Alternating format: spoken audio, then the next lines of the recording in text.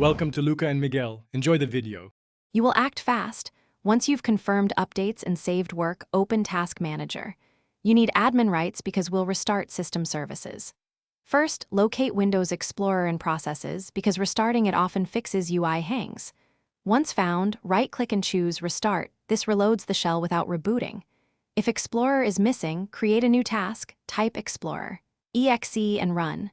Do this now, it's the simplest. Immediate fix, and it clarifies whether deeper repairs are necessary. Once Explorer Restart didn't solve it, run PowerShell as administrator to re-register Taskbar packages. This repairs corrupted app manifests. Use commands to reinstall Start and Shell components. They target underlying UWP modules that control the taskbar. Next, restart Shell Experience host and Windows search services because they feed taskbar icons and search integration. Make sure to check Event Viewer for Shell Experience host errors. That log points to failing DLLs or permission issues.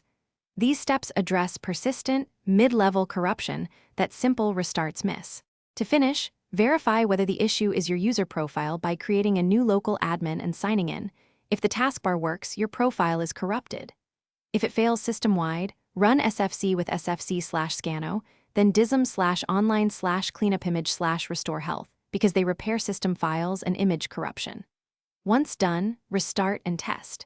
If the taskbar still fails, perform a Windows repair install that preserves files, and if that's inconclusive, one key troubleshooting tip. Check.